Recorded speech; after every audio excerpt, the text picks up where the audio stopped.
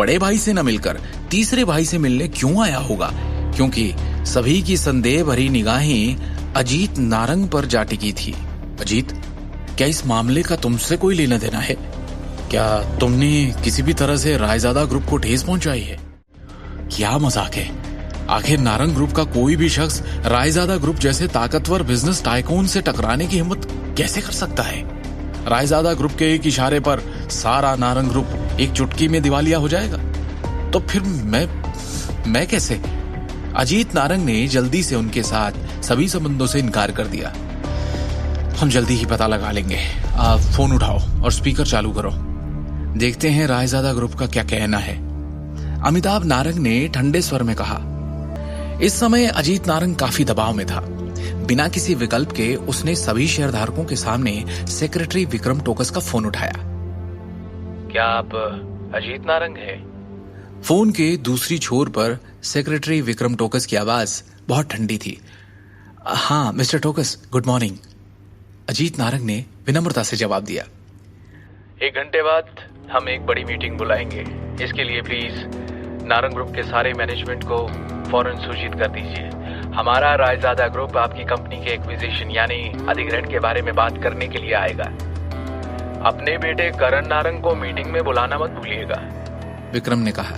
जी बिल्कुल, अजीत ने तुरंत उत्तर दिया, क्योंकि वो विक्रम टोकस को अपमानित करने की जरूरत नहीं कर सकता था। फोन की एक बीप के साथ विक्रम ने आखिरकार कॉल काट दिया।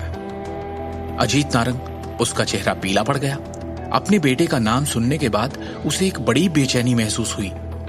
कॉल खत्म होने के बाद वहां मौजूद सभी शेयरधारकों ने अजीत नारंग को और भी अधिक शत्रुता और संदेह की दृष्टि से देखा।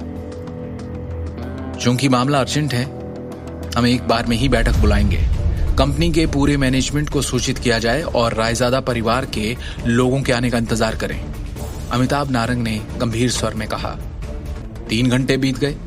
बैठक कक्ष में माहौल बेहद तनावपूर्ण हो गया था, क्योंकि सभी घबराकर इंतजार कर रहे थे। मिस्टर नारंग, क्या हमें फोन नहीं करना चाहिए? वो आ भी रहे हैं कि नहीं?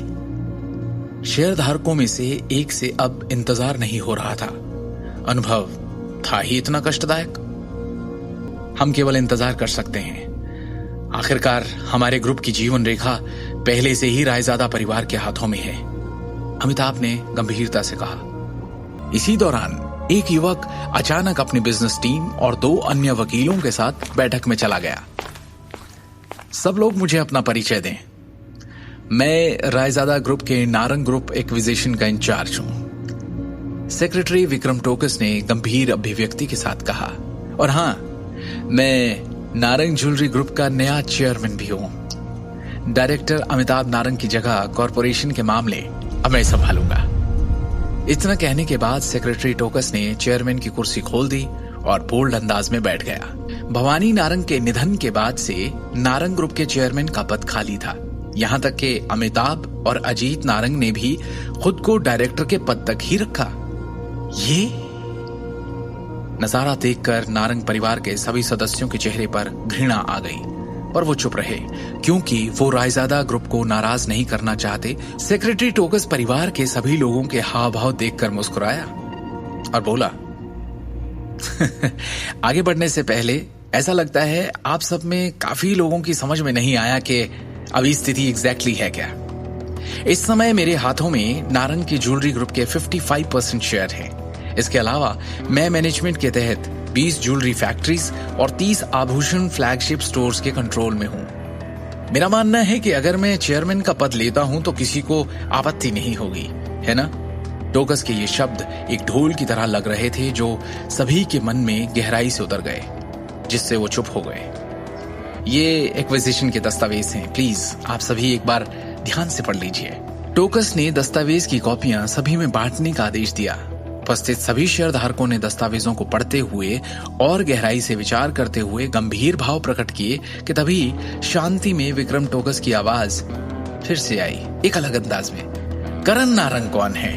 आगे की कहानी जानने के लिए देखिए अगला एपिसोड सिर्फ पॉकेट एफएम के यूट्यूब चैनल पर, और शिवम द हिडन वॉरियर के सारे एपिसोड्स को सुनने के लिए डिस्क्रिप्शन में दी लिंक से डाउनलोड करें पॉकेट एफएम ऐप।